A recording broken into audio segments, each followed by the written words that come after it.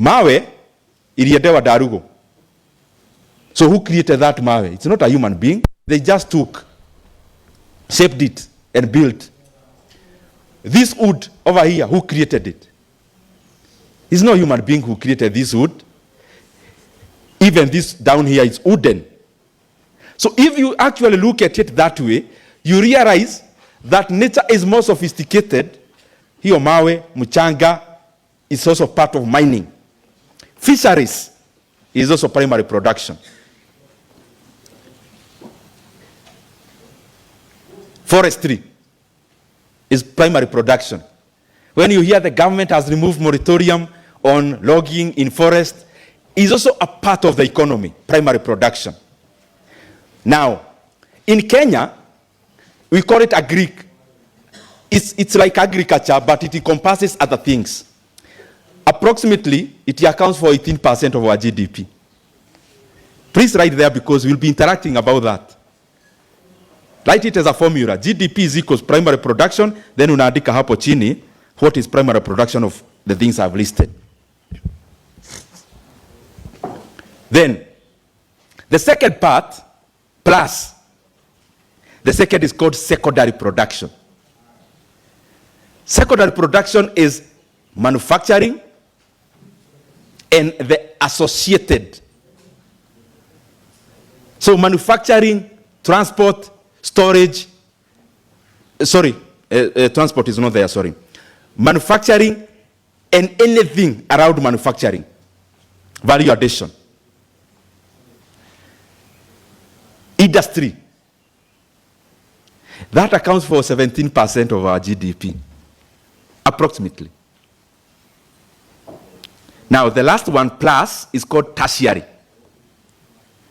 Tertiary accounts, tertiary is banking, insurance. All that you do, most of the CPAs, is in service because you offer your brain. The biggest resource for you in your office is not a vehicle, is not the building, it is you. So you're also part of this now. Banking, insurance, hospitality, that is tourism holistically. Transport is also part of it. Transport, there is a thin line. The part that there is a consumption of fuel in a daga industry. But where there is in terms of service, it is in service. Storage, all that. Now, look at this now. All those things is a circle. It's the same thing I have said if you look at it, zoom it. Because I've talked about expenditure approach. Consumption plus investments plus government plus net imports. Then the other one, I've talked about incomes, income approach. Number one income is tax. But tax is the one that is government up there. The other approach that had government expenditure, and this is the other one that has tax, those one cancels out. Because tax is what becomes government expenditure.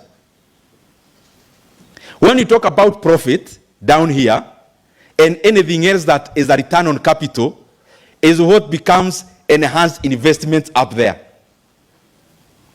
What is wages in the income approach is what becomes consumption in the other expenditure approach. But they are all important, and they'll be important as I make the point I want to make.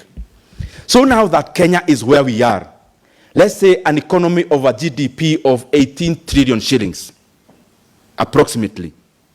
Now, what are the low-lying fruits in those formulas that then can bring about the expansion of the left-hand side, which is the GDP? But let's look at some of the economies and how they have evolved so that we come now to Kenya. Now, if you look at the UK, the US, they started with what? They started with investments, but investments for what?